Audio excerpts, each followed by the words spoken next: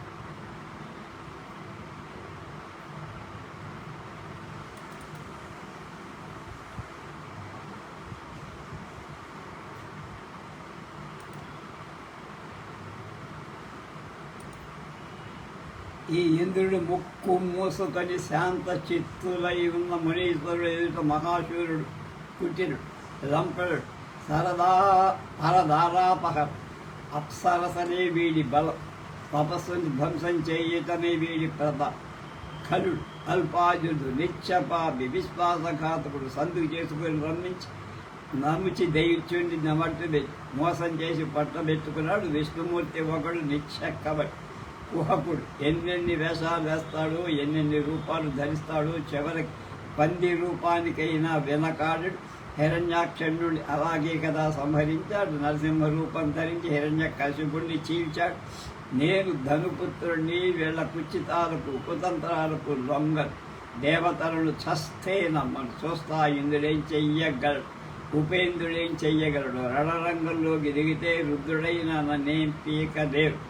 అష్టదిక్పాలకులు శచీపతిని తరిమి కొట్టి స్వర్గ సామ్రాజ్యం కైవసం చేసుకుంటా ఆ పైన మనమే యజ్ఞ హవిర్భోక్తరం సోమపానం మందే స్వర్గలోకం మందే స్వేచ్ఛగా విహరింద. నాకున్న వరం మీ అందరికీ తెలుసు కదా. దేవదానవులు నన్నేమి చెయ్యలేరు, ఏ పురుషుడు నన్ను సంహరించలేడు. ఇక ఆడది నన్నేం చెయ్యగలుగుతుంది. దైత్యులు వీరుల నిర్భయంగా ఉండండి, కయ్యారి కాల్దువ్వండి. పాతాళ నుంచి పర్వతాగ్రాల నుంచి దానవ వీరులందరినీ ఆహ్వానించండి, యుద్ధానికి వెళదాం. నిజానికి నేను ఒక్కడిని సకల దేవతలను జయించగలను. కానీ దానవులారా, శోభ కోసమని మిమ్మల్ని అందరినీ తీసుకెళ్తాను. ఏకోహం సర్వదేవేశాన్ విజేతుం దానవాః క్షమ శోభార్హం నమాహరాయ నయామి సురసంగ. నాకేం భయం లేదు. ఈ కొమ్మలతో ఈ గిట్టలతో దేవతలను చీల్చి చెండాడుతా. బలం ఉంది కదా, మనకు తిరుగులేదు, మరణం లేదు, అపజయం లేదు. అందరూ సన్నద్ధులు అవ్వండి, బయలుదేరండి, దేవలోకం చేయిద్దాం, నందనంలో విహరిద్దాం, మందార కుసుమాలు అలంకరించుకుందాం, అప్సరసలతో క్రీడిద్దాం, కామధేను పాలు తాగుదాం, మధుపానం చేద్దాం, గంధర్వ గీతాలు ఆలకిస్తూ నృత్యం చేద్దాం. రకరకాల మద్యాలు ఆసవాలు మనకు అందిస్తూ రంభ, ఊర్వశి, మేనక, ఘృతాసి, తిలోత్తమ మొదలైన అప్సరసలు నృత్యం చేస్తూ మనకు ఆనందం కలిగిస్తూ రంజింపజేస్తారు. ఇవ్వేళనే స్వర్గానికి పోదాం, సిద్ధమవ్వండి, యుద్ధ ప్రయాణానికి మంగళాచరణ చెయ్య. మన గురువు శుక్రాచార్యుడిని పిలవండి, అర్చించండి, జయప్రదమైన యజ్ఞం చేసి ఆశీర్వదించమని దైత్యనాయకులకు ఆ మహిషాసురుడు ఆజ్ఞాపించి ఉత్సాహంతో తబ్బిబ్బైపో త్వరగా తన మందిరం చేరాడు. 5వ ప్రకరణంలో అధ్యాయంలో ప్రకరణంలో 1వ స్కంధంలో 1వ అధ్యాయం శ్లోకాలు 53 యొక్క భావం. ఇంద్రుడి యుద్ధ సన్నాహం. దేవేంద్రుడు కూడా అష్టదిక్పాలకులను ఆహ్వాని సమాలోచన జరిపాడు. రంభుడి కొడుకు మహిషాసురుడు వరదర్పితుడై స్వర్గలోకం మీదకి దండెత్తి రాబోతున్నాడు. ఇందాకనే వాడి దూతపై వచ్చాడు. దేవలోకాన్ని విడిచిపెడతావా, యుద్ధానికి నిలబడతావా అంటూ సందేశం తెచ్చాడు. వాడికి మనం లొంగిపోయి సేవకులం అవ్వాలట. అలా అయితే దయ తెరిచి మనల్ని బతకనిస్తాడు. వృక్షలైన వాళ్ళ మీద కోపగించాలట. లేదంటే యుద్ధానికి సిద్ధమన్నాడు. దేవనాయకులారా, ఏం చేద్దాము చెప్పండి. దుర్బలుడైన శత్రువులు ఉపేక్షించకూడదు. అటువంటిది బలవంతుడు వరదర్పితుడు అయిన ఈ శత్రువులు అసలు ఉపేక్షించకూడదు. బుద్ధి బలము బాహుబలము ఉపయోగించి వీళ్ళ పేడ బదిలించాలి. ఇటువంటి దుష్టుల పట్ల సంధి మంత్రాలు పనికిరా. మాటకు కట్టుబడి ఉంటే మంచి వాళ్ళతో కానీ ఇటువంటి నీతులతో సంధి కుదుర్చుకోవడం క్షేమం కాదు, గౌరవం కూడా. పోనీ అంటే యుద్ధానికి దండెత్తితే సాహసమవుతుందేమో అని శంకిస్తాను. వాడు వరదాన దర్పితుడు. దేవదానవ మానవుల వల్ల మరణం లేదు. అది కాక యుద్ధం అనేసరికి గెలుపు ఓటాలు దైవాధీనం. అంచేత బాగా ఆలోచించి మనం ఒక నిర్ణయం తీసుకో. ముందుగా చారులను పంపించే పరిస్థితి తెలుసుకోవడం మంచి. ఇంగితజ్ఞులు, నిస్సంగులు, నిస్పృహులు, సత్యవాదులు అయిన చారులను వాడి సేనా సన్నద్ధను గ్రహించడం మన అవసరం. వాళ్ళ బలాబలాలు క్షుణ్ణంగా తెలుసుకున్నాక యుద్ధ భేరీ మ్రోగించడం జయప్రదంగా ఉంటుందని నా ఈలోగా మన స్వర్గలోకంలో దుర్గాలు పటిష్టపరుచుకుందాం. సర్వ సన్నాహాలు చేద్దాం. జాగరూకలమై ఉందాం. ఎప్పుడైనా ఏ పనైనా బాగా ఆలోచించి చెయ్యాలి. ఇది బుద్ధిమంతుల లక్షణం. హడావిడిగా నిర్ణయాలు తీసుకొని కార్యాచరణకు దిగితే అది అనర్థదాయకం. విచార్య ఖలు కర్తవ్యం కార్యం బుద్ధిమతా సదా. సాహసా విహితం కార్యం దుఃఖదం సర్వదా భవేత్. దానవుల పట్ల భేదోపాయం పనిచేయదు. దేవతలతో శత్రుత్వమనే విషయంలో వాళ్ళంతా ఎప్పుడు ఒకటిగానే ఉంటారు. అంచేత దూతలను పంపించి బలాబలా తెలుసుకుందాం. తర్వాత ఒక నిర్ణయం తీసుకుందాం. సాహసం అన్ని వేళలా పనికిరాదు. ఒక్కొక్కసారి విపరీత ఫలితాలు ఇవ్వచ్చు కూడా. తెలియని మందు మింగితే ఏమవుతుంది? సర్వదా తద్భవేన్నోన సుజ్ఞాతం ఔషధం జన. జనమే జయ. ఇంద్రాదులిలా సమాలోచన జరిపి మహిషాసురుడి రాజధాని మాహిష్మతి చారు పంపించారు.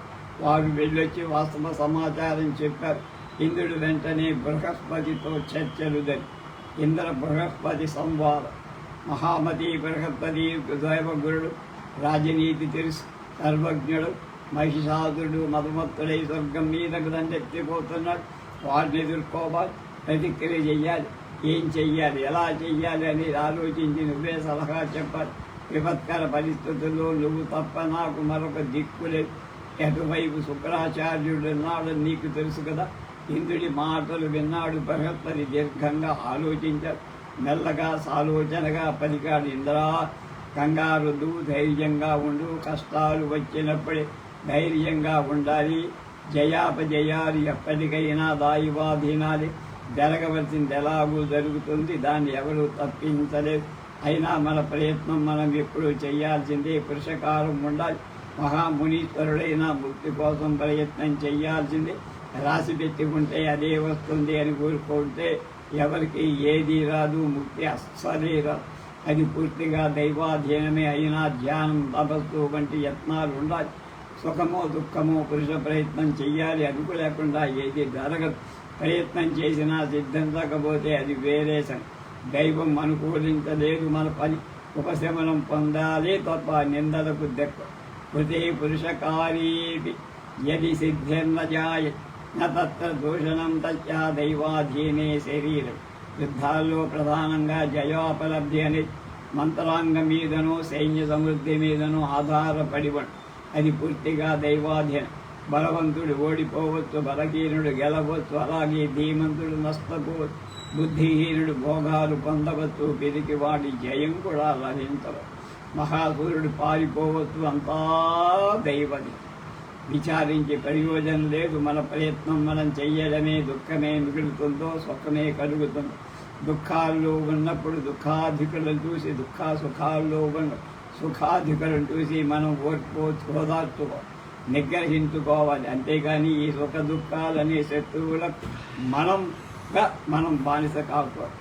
దుఃఖే దుఃఖాధికాన్ పశ్యే, సుఖే పశ్యే సుఖాధిక. ఆత్మానం హర్ష శోకాభ్యాం శత్రుభ్యామివ నార్పయే. 2 రకాల పరిస్థితుల్లో ధైర్యం సడలనివ్వకండి. నివ్వడుకోవడమే బుద్ధిమంతుల కదా. అధైర్యం వల్ల కలిగే దుఃఖం అన్నిటికీ మించింది. ధైర్యమే సహన శక్తి. రెంటిని సమానంగా చూడగలిగితే సుఖాలకు కుంగిపోవటం కానీ దుఃఖాలకు కుంగిపోవటం కానీ జరగదు. నేను నిర్గుణ్ణి, నేను అవ్యయుణ్ణి అనే స్థితికి చేస్తా. ఇంద్రా ప్రాణానికి కృత్రిపాసలు, మనస్సుకి శోకమూర్ఛనులు, శరీరానికి జరామృత్యాలు, వెరసి మొత్తం షడ్కూర్ములు. వీటికి అతీతులుగా ఉండటం శివత్వం. ఇవన్నీ శరీరానికి కాదు, నాది కావు. ఈ శరీరం నేను కాదు, నేను పూర్తిగా విభిన్నడు అనుకోగలిగితే వాడు సదా సర్వదా నిత్య సంతోషి. నేను ప్రకృతి, నేను వికృతి కాదు, నాకు దుఃఖమేమిటి అలా ఆలోచించు. సరాధ్యక్ష మానసికంగా నిర్మమత్వం అలవర్చుకో. దుఃఖనాశనానికి ఇది మొదటి ఉపాయం. మమత, నాది అనుకోవడం అనేది పరమ దుఃఖం. నిర్మమత అనేది పరమ సుఖం. సంతోషాన్ని మించిన సుఖం లేదు. మమత పరమం దుఃఖం, నిర్మమత్వం పరం సుఖం. సంతోషాదపరం నాస్తి సుఖస్థానం శచీవతి. ఇలా మమకారాన్ని చంపుకోలేకపోతే భవితవ్యం మీద ఖచ్చితమైన వివేకమైన ఉండ. ప్రారబ్ధ కర్మలు అనుభవించాల్సింది. అలా తప్ప అది నశించు. యద్భావి తద్భవచ్చేం. ఇంకా సుఖ దుఃఖాలకు చింతించాల్సిందే. అవి అవలీలగా ఉండాలి అనే అవగాహనైనా ఉంది. నీ స్వబుద్ధితో దేవతల సాయంతో కానీ కార్యం సాధి. ఒకటి మాత్రం గుర్తుపెట్టుకో, సుఖాలు పుణ్యక్షయం కోసం, దుఃఖాలు పాపక్షయం కోసం. సంపాదించుకున్న పుణ్యాలు సుఖ అనుభవం రూపంలో ఖర్చయిపోయి, సంచిత పాపాలు దుఃఖ అనుభవంతో కరిగిపోయి. అంచే వివేకవంతులు ఎప్పుడూ సుఖరహిత స్థితిని కోరుతారు. సుఖం క్షయాయ పుణ్యస్య, దుఃఖం పాపస్య మారిష. తస్మాత్ సుఖశ్చయే హర్షః కర్తవ్య సర్వదా బుధై. స్వరాధిప, బాగా ఆలోచించి నీ ప్రయత్నం నువ్వు చెయ్యి. యథావిధిగా జరగాల్సింది జరుగుతుంది అని బృహస్పతి వేదాంత ధోరణిలో సలహా చెప్పి నిర్ణయం వాడికే వదిలిపెట్టాడు ఇంద్రుడు. 4వ అధ్యాయంలో 50 శ్లోకాల భావం విధానం. గురుత్తమ, యుద్ధ ప్రయత్నమే చేస్తా, మహిళుల్ని సంహరిస్తా. ప్రయత్నం లేకుండా రాజ్యం కానీ యశస్సు కానీ సుఖాలు కానీ రావుగా.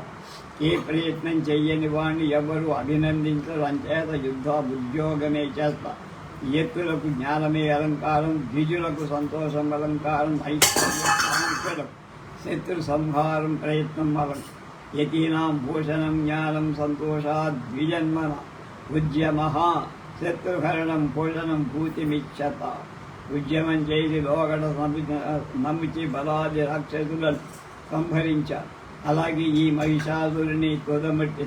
గురువర్య, నువ్వే నా బుద్ధిబల, వజ్రాయుధమే బాహుబల, హరిహరలు సహాయుడు. నా ప్రయత్నం నేను చేస్తాను, నువ్వు ఆశీర్వది. రాక్షస సంహార కాలై మంత్రాలు చెప్పి ఈ మాటలకు బృహస్పతి చిన్నగా నవ్వే. యుద్ధాన్ని దిగమని నిన్ను నేను ప్రేరేపించల, అలాగని ఆపల. యుద్ధాల్లో జయాపజయాలు ఎప్పుడు సందేహాలన్నా జరగాల్సింది జరుగుతుంది. అంతే నేను చెప్పగలిగింది. రేపు సుఖమే దుఃఖం, సుఖమే వస్తుందో దుఃఖమే కలుగుతుందో ఎవడు చెప్పలేడు కదా. కనుక నేను తొలగించుకోగలిగిన ఉండేవాడిని కదా. దుఃఖాలు పోతే చంద్రుడు శిష్యుడిగా ప్రవేశించి నా భార్యను అపహరించాడు. ఆ రోజుల్లో ఎంత దుఃఖాన్ని అనుభవించానో నీకు తెలుసు. ముల్లోకాల్లో నేను చాలా తెలివైన వాణ్ణని పేరు. కానీ నా తెలివిదారులు ఏవి ఆనాడు అక్కర్రా. అంచేత కార్యసిద్ధి కోసం బుద్ధిమంతుడు ఏదో ఒక ఉపాయాన్ని ఆలోచించి ప్రయత్నించాలి. కానీ యుద్ధి సిద్ధి ఎప్పుడు దైవాధీనం, ఇది మర్చిపోకు. బృహస్పతి చేసిన ఈ ఉపదేశాన్ని గ్రహించి సచీపతి సవినయంగా నమస్కరి సెలవు తీసుకున్నాడు. నరాజు బ్రహ్మదేవుడి దగ్గరికి వెళ్ళాడు. మహిషాసుడు దండెత్తిగాడున్నాడన్న విషయం చెప్పి సహాయం మర్దించాడు. శంకరుని వెంట తీసుకుని విష్ణుమూర్తి దగ్గరికి వెళ్దాం, బాగా ఆలోచించి ఒక నిర్ణయం తీసుకుందాం. బలాబలాలు అంచనా వేసుకోకుండా వివేకాన్ని విడిచిపెట్టి సాహసానికి దిగేవాడు పతనమైపోతాడు. కాబట్టి మనం అలా చెయ్యొద్దు, విష్ణుమూర్తితో ఆలోచిద్దాం అని బ్రహ్మ సలహా ఇచ్చాడు. అష్టదిక్పాలకుడు, ఇంద్రుడు, చతుర్ముఖుడు, శంకరుడు అంతా కలిసి విష్ణుమూర్తి దగ్గరికి వెళ్ళారు. యుద్ధమే కర్తవ్యమని, భయపడాల్సింది లేదని, మహిషాసురుని సంహరిద్దామని మధుసూదనుడు ప్రకటించాడు. వెంటనే ఎవరి వాహనాలు వాళ్ళెక్కి మహాసేనా సమేతులై కథన రంగానికి బయలుదేరి మహిషాసురుడితో యుద్ధం. దేవతల పరాజయం. దేవదానవ సైన్యాలకు భీకర యుద్ధం జరిగింది. బాణ ఖడ్గ ప్రాస మొసల పరస్పధ గద పట్టిస శూల చక్ర శక్తి తోమల ముద్గల భింది పాల హలాది దారుణ ఆయుధాలతో తీవ్రంగా యుద్ధం చేశారు. రకరకాల అస్త్రాలతో పరస్పరం సంహరించుకొని మహిషాసురుడి సేనాని చక్షురుడు గజారుడై ఇంద్రుడిని ఎదిరించి ఒక్కసారి 5 బాణాలతో గాయపరిచాడు. ఇంద్రుడు తేరుకొని అర్ధచంద్రాకారం బాణంతో వాడి గుండెను గాయపరిచాడు. మూర్ఛపోయాడు వాడు. అతను గమనించి ఇంద్రుడు ఆ ఏనుగును సంహరించాడు. ఇది చూసిన మహిషాసురుడు క్రుద్ధుడయ్యాడు. బిలాలుడనే దండనాయకుడిని ఇంద్రుడిపైకి ఉదిగొల్పాడు. వాడు మరొక గజాన్ని ఆరోహించి వస్తుండగా శచీపతి 10 బాణాలు వేశాడు. వాడు వాటిని తుత్తీనులు చేసి 25 బాణాలు ప్రయోగించాడు. అలా బాణాలతో యుద్ధం దాదాసేపు జరిగి ఇంద్రుడు కూల్చేసి గదను విసిరి వాడు ఏడుపు తొండం విరిచాడు. అది ఢీంకరిస్తూ వెనుతిరిగి పరుగు చేసి రాక్షస సేనుకు చాలామంది దాని పాదాల కింద పడి నలిగిపోయారు. బిలాలుడు ఆ ఏనుగును వదిలేసి రథం అధిరోహించి మళ్ళీ ఇంద్రుడితో యుద్ధం చేశాడు. మళ్ళీ ధనుర్యుద్ధం సాగింది. ఇంద్రుడికి జయంతుడు కొడుకు తోడై ధనుర్విద్యా కౌశలం ప్రదర్శించాడు. ఒకేసారి తాతు పాములు లాంటి 5 బాణాలు ప్రయోగించి బిలాలుడిని సంహరించాడు. దేవసైన్యం జయధ్వానాలు చేసింది. దుందుగురు మారుమోగై ఇంద్రుడిని జయంతుడిని దేవతలంతా ప్రశంసించారు. అప్సరసలు అభినందించి నృత్యం చేశారు. ఈ కోలాహలం విని మహిషాసురుడు మండిపడ్డాడు. వెంటనే తామ్రుడిని పంపాడు. వాడు రథంగాని రాగాని మహామేఘంలాగా దేవసైన్య సముద్రం మీద బాణవృష్టి కురిపించాడు. వాణ్ణి వరుడు ఎదిరించాడు. యముడు దండాయుధుడై సహకరించాడు. దండాయుధం తప్పకు చెక్కు తెరకుండా నిలబడ్డ తామ్రుడు చూసి యముడు క్షణకాలం ఆశ్చర్యపోయాడు. తామ్రుడు 100 ధనుసులతో యుద్ధం చేస్తున్నాడా అన్నట్టు సకల దిక్పాలకుల మీద, దేవ సైనికుల మీద ఒకేసారి వందల బాణాలు కురిపి అష్టదిక్పాలకులు అందరూ కలిసి ఒక్కసారిగా విజృంభించి తామ్రుడు చంపేశారు. దానవ సేనా శిబిరాలలో ఆహాకారాలు మిన్నుపెట్టాయి. ఎంత భయభ్రాంతులైపోయారు. 5వ అధ్యాయం 57 శ్లోకాల భావం. ఈసారి మహిషాసుడు స్వయంగా రణరంగంలో దిగాడు. గదాయుధం ధరించి వచ్చాడు. ఆ రోజు దేవతలందరినీ మట్టుపడతానంటూ ప్రతిజ్ఞ చేసి ఏనుగెక్కొచ్చాడు. వస్తువునే ఇంద్రుడి మీదకి గద విసిరాడు. శచీపతి వజ్రాయుధంతో దాన్ని భగ్నం చేశాడు. మహిషుడు కత్తి దూశాడు. ఇద్దరికి ద్వంద్వ యుద్ధం భీకరంగా జరిగింది. రాక్షసేశ్వరుడు తన మాయలని ప్రదర్శిస్తూ అక్షయకరమైన ఆయుధాలు ప్రయోగిస్తూ దేవసైనికులు మట్టి గర్విస్తాడు. సర్వసేవక సంహారకమైన శాంబరీ విద్యను స్మరించాడు. అది మునులను కూడా మోకబరిచే విద్య. కోటాను కోట్ల మహిషాసుడు అదే రూపం, అదే శక్తి, అదే ఆయుధం ధరించి అదే పరాక్రమాతో ఆవిర్భవించారు. భయవాగిని చీల్చిచ్చండాడు. చకారాసు తదా దైత్యో మాయాం మోహకరీం కిలా శాంబరీం సర్వలోకగ్నిం మునీనామపి భోగినీం పొదిశో మహిషాస్తత్రా తద్రూపాస్తత్పరాక్రమ తద్దృశ్యాయుధ సర్వే విఘ్నంతో దేవబాహి. వజ్రపానికి పదిపోయింది. భయంతో వణికిపోతున్నాడు. యమ వరుణాదులు ఏం జరుగుతుందో తెలుసుకోలేకపోతారు. కాలు చెయ్యి ఆలకు నిశ్చేష్టులై నిలబడ్డారు. ఇక దేవసేనల సంగతి చెప్పనే అక్కర్లేదు. అందరికీ భయం అలముకుంది. పారిపోవడానికి దిక్కుతోదం లేదు. త్రిమూర్తులు తలుచుకుంటున్నారు. తలుపుతున్న క్షణంలో వాళ్ళు వచ్చారు. విష్ణుమూర్తిని శాంబరీ విద్యని గ్రహించాడు. సుదర్శన చక్రాన్ని ప్రయోగించాడు. అది మాయాశక్తిని పటాపంచలు చేసి ఎవరా ఆ పని చేసిన వీరుడన్నట్టు మహిషాసుడు తేరి పారదూశాడు. త్రిమూర్తులు తమ తమ వాహనాలపై కల్పించారు. పనికాయుధాన్ని చేపట్టి లంఘించాడు. అశిలోమ, త్రినేత్రగా, భాస్కర, అంధగా, ప్రభుత్వ దండనాయకు మహిషుడికి అండగా నిలబడ్డారు. ధనుర్ధారులై రథారులై త్రిమూర్తులపై దూసుకు వచ్చారు. శరవృష్టి కురిసింది. బ్రహ్మ విష్ణు మహేశ్వరులు కనిపించడంతోనే దేవసైన్యకు ధైర్యం వచ్చి జూలి దులిపిన సింహాల్లాగా విక్రమించారు. రాక్షసేనలు ఎదిరించారు. అంధకుడు ధనుస్సులు చెవిదాకా ఎక్కుపెట్టి విషసిక్త బాణాలు పరంపరగా ప్రయోగిస్తున్నాడు. వాసుదేవుడు బాణాలన్నింటి బాణాలతో ఖండిస్తున్నాడు. ఉన్నట్టుండి అంధకుడు శివుడి మీద దృష్టి సారించాడు. దురంత యుద్ధం జరిగింది. ముసల కదాచిత్ పరసు ఆయుధాలు భీషణ యుద్ధాలతో నిలుచు 15 రోజుల పాటు వీళ్ళందరికీ ఘోర సంగ్రామం. త్రినేత్రుడు ఎముడితో అశిలోముడు బరుడితో కలియబడ్డారు. హోరాహోరీ పోరాటం జరుగుతుంది. ఎవరు ఎవరికి తీసుకోరు. మహిషుడు మహిళీసేన కథ గరుత్మండికి బలంగా బాధ తట్టుకోలేక గట్టిగా మూడికి నెట్టూర్చాడు. విష్ణువు తన కుడి చేతితో నివేది ఓదార్చాడు. గరుడు క్షణంలో తేరుకున్నాడు. శ్రీహరి తన సాంగ్యతను అందుకొని దశ దిశలు బాణాలు పిడుగులా కురిపించాడు. అది చూసి అంధకుడు శివుడిని వదిలేసి మళ్ళీ విష్ణుమూర్తి మీద దూకాడు. బాణాలతో సమాధానం చెప్పాడు. శౌరికి కోపం తీవ్రమై చక్రాన్ని ప్రయోగించాడు. అంధకుడు తన చక్రాన్ని ప్రయోగించి సుదర్శాన్ని దారి తప్పించాడు. విజయ గర్వంతో వికటాట్టహాసం చేశాడు. సుదర్శనాయుధం గురి తప్పి విఫలు కావడం కనీ విని ఎరగని అంశం. శౌరి ఆశ్చర్యపడ్డాడు. దేవతలు హాకారాలు చేశారు.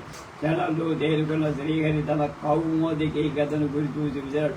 అది సరాసరి వెళ్ళి వాటి తల ఢీ కొట్టింది. కళ్ళు బయలుకమై రథం నుంచి నేల మీద దొర్లిపడి మహిషాసుడి మధ్యపోయింది. పిచ్చి కోపంతో వీరు కాకేశాడు. లంకలు వేస్తూ రమానాథుడి వైపు దూసుకొస్తున్నాడు. శ్రీహరి విసుక దృష్టి కురిపించాడు. కానీ వాడు చెక్కు చేదలేదు. దున్నపోతు మీద జడివానన్నట్టయింది. ఈసారి విష్ణుమూర్తి కౌమోదికతో వాడు శరస్సును బలంగా మోదాడు. వాడు తలకోల్పోయాడు. దేవతలు కేరింతలు కొట్టారు. దైత్యుల హాకారాలు చేశారు. మరుక్షణంలో మహిళలు తేరుకున్నాడు. పరికలు రివ్వున దిప్పి విసిరాడు. అది తొడ్డిగా వచ్చి శౌరి శరస్సుకు దైవంది. తగలమేమిటి మూర్చబోయాడు. గల్పంతుడి పరిస్థితి గమనించి రణశృంగించి తప్పించాడు. దేవతల హాకారాలు రాక్షసుల ఓహోకారాలు మెనుమెట్టాయి. ఇంద్రాదులు భయంతో గడగడలాడారు. వలవలా ఎత్తారు. శంకరుడు ఓదార్చి ధైర్యం చెప్పి త్రిశూలం ధరించి మహిషుల్ని ఎదిరించాడు. బలం కొద్దీ శరస్సు మీద పడిచాడు. వాడు తప్పించుకొని శక్తి ఆయుధం విసిరాడు. అది వచ్చి శివుడి భక్త స్థలాన్ని దాకింది. రాక్షసుడు విజయ గర్భంతో వికటాట్టహాసం చేశాడు. కానీ శంకరుడు జలించలేదు. కోపంతో కళ్ళు ఎర్రబడ్డాయి. త్రిశూలంతో మళ్ళీ పడ్డాడు. వాడు మళ్ళీ తప్పించుకుని ఇంతలోకి మూర్ఛరించి తేరుకున్న విష్ణుమూర్తి రణరంగం పోయి హరిహరుడు ఇద్దరిని తొట్టంతో మహిషాసుడికి యుద్ధోత్సాహం కొరకలు వేసి తన మహిషాసుర రూపాన్ని ధరించాడు. తోక ధరించాడు. దిక్కుడు పగిలేటు. దేవతలు భయపడేటు భైరవనాదం చేశాడు. ప్రళయకాల మేఘంలా నల్ల రూపంతో మహాకాయుడు కొమ్ములు విసిస్తూ పర్వతాలను పెద్దగిస్తూ హరిహరుల మీదకి లంఘించాడు. విష్ణుమూర్తి ధనుసులు మండలాకారంగా ఎక్కుపెట్టి బాణ పరంపర కురిపించాడు. అది అతన్ని ఏం చెయ్యలేకపోయాయి. ఒక గిరిశిఖరాన్ని పడగొట్టి తోకతో మెలిపెట్టి రువ్వున విసిరాడు. అది గిరగిరా తిరుగుతూ హరిహరులపై దూసుకు వస్తోంది. విష్ణుమూర్తి ఒక్కసారిగా లక్షల సంఖ్యలో తీవ్ర బాణాలు ప్రయోగించి దాన్ని ముక్కలు చేశాడు. ఏమాత్రం వ్యవధివ్వకుండా సుదర్శన చక్రాన్ని ప్రయోగించాడు. అది సరాసరి వెళ్ళి మహిషాసుడు కొంగుల మధ్య తాకింది. మూర్ఛపోయాడు. కానీ చేరుకున్నాడు. మానవ రూపం ధరించి లేచి నిలబడ్డాడు. కొత్తగా పర్వతం ఏదో భూమి చేర్చుకొని లేచింది అన్నట్టండి. చేతిలో ఒక మహాగద ఉంది. ఆరు మేఘంగా గర్జించాడు. దానికి చేతుగా శ్రీహరి పాంచజన్యం పూరించాడు. ఆ ధ్వనికి రాక్షసులందరూ గడ్డలాడారు. ఋషులు దేవతలు సంతోషించారు. 6వ అధ్యాయం 56 పాంచజన్య శంఖధ్వనికి తన రాక్షసైన భయపడటం గమనించినటువంటి మహిషాసురుడు వాడికి ధైర్యం కలిగిందానికి క్షణకాలం ఆలోచించాడు. వెంటనే మానవ రూపాన్ని వేడిపెట్టి సింహరూపం ధరించాడు. సింహగర్జన చేశాడు. ధూళిపి దైవ సైన్యం వైపు మెరుగుదారి చేశాడు. దేవతలంతా కళాకావికలై పరుగు చేశారు. అందిన వాడిని అందినట్టు దంతాలతో నఖాలతో చేసి చెండాడారు. ఆకాశంలో బంతిరాయగిరి గరుత్పంతుని పంజాబిసరి కొట్టాడు. గరుడు రక్తశక్తుడయ్యాడు. గోళ్లు గీరుకొని శ్రీహరి చేతులకు గాయాలయ్యాయి. నెత్తుల ప్రవాహం కట్టింది. పరమ క్రుద్ధుడై చక్రాయుధం విసిరేలోగా రాక్షసుడు మళ్ళీ మహిళమై కొమ్మలు విసిరాడు. అవి గుండెలు కొట్టుకున్నాయి. విష్ణుమూర్తి వెళ్ళలాడు. గరుత్మంతుడు రివ్వుల వెలుదిరిగి తన స్వామిని విష్ణులోకానికి తీసుకుపోయాడు. విష్ణుమూర్తి పలాయనించి తగ్గించేది. శంకరుడు భయపడ్డాడు. వీని సంహరించడం మన వల్ల కాదు రోయ్ అనుకున్నాడు. త్రిశూలం భుజానేసుకుని కైలాసం పరిగెత్తాడు. బ్రహ్మదేవుడు హంసం తోలుకుంటూ లోకానికి ఇంద్రుడక్కడు వజ్రాయుధంతో ఉత్తుగని రణరంగంలో నిలబడి వరుడు పాసగతుడై యముడు దండధారుడై యక్ష పావక చంద్రాలతో కలిసి నిలబడ్డారు. రాక్షసుని ఎదిరించాలి అనే దృఢ సంకల్పంతో కానీ త్రిమూర్తులు పారిపోవడం రాక్షసేన ఉత్సాహాన్ని కలిగి వివిధ ఆయుధాలతో వికటాటహాతో విజృంభించారు. అయితే అమరసేనుకులు నీటిగా నుంచి పోరాటం చేశారు. దర్శటంకారాలు, ముష్టిఘాతాలు, ఖడ్గ ప్రకారాలు, గజఘీంకారాలు, దిక్కులు విక్కడ మహిషాదుడు విజయమో వీరతర్గమో అన్నట్టు చెలరేగిపోయారు. కొమ్మలతో పర్వత శిఖరాలు విరిచి దేవతల మీద పడేట్లు కాళ్ళతో తన్నారు. శోకను దిక్కించి విష్ణు చక్రంగా దిప్పుతుంటే వందలు వేలుగా దేవతల శరీరాలు చీలుకుపోయాయి. కాలి లెక్కలతో ఎంతమందిని మట్టగిస్తున్నాడు లెక్కలే. దేవగంధర్వ వీరుడు భయభ్రాంతులై కాలికి బుద్ధి చెప్పుతున్నారు. ఎటు వాళ్ళటే పారిపోతున్నారు. దేవేంద్రుడు ఇక నీటిని ఎదిరించడం నా వల్ల కాదనుకున్నాడు. రణరంగ విడిచిపెట్టి పలాయన చిత్తగించారు. నాయకుడే సారిపోతే మనం ఏం చేస్తామంటూ యమ వరుణ కుబేరాదులందరూ బెదిరిపోయారు. త్వరగా చేరిపోయారు. మహిషాసుడు విజయ గర్జన చేశాడు. పారిపోతూ శచీపతిని వదిలిపెట్టిన ఐరావతాన్ని ఉచ్చైశ్వరవాణి స్వాధీనం చేసుకున్నాడు. మారుసు రూపం ధరించి ఇంద్రగజాన్ని ద్రోహించిన భర్తానికి తోలుకెళ్ళాడు. వెంటనే బయలుదేరి స్వర్గానికి వెళ్ళి ఇంద్రాసనం మీద కూర్చున్నాడు. స్వరరాజ్యాన్ని స్వాధీనం చేసుకున్నాడు. దేవతల పదవులు తన దానవులను నియమించాడు. 100 ఏళ్ళు జరిగిన ఘోర సంగ్రామం విజయం సాధించి మహిషుడు ఎలాగైతే తన కోరిక తీర్చుకోగలిగాడు. ఇంద్ర పదవి చేజిక్కించుకున్న దేవతలందరూ స్వర్గాన్ని వదిలిపెట్టి కాంతిశీకులై ఎట్లో పారిపోయి ప్రాణాలు దక్కించుకున్నారు. కొండలలో, గుహలలో, అడవులలో తలదాచుకొని కాలక్షేపం చేస్తున్నారు. కొన్నేళ్లు గడిచారు. మహిషాసుర సంహారం దేవతలు ఏ విధంగా వ్యూహ రచన చేశారనేది రేపు.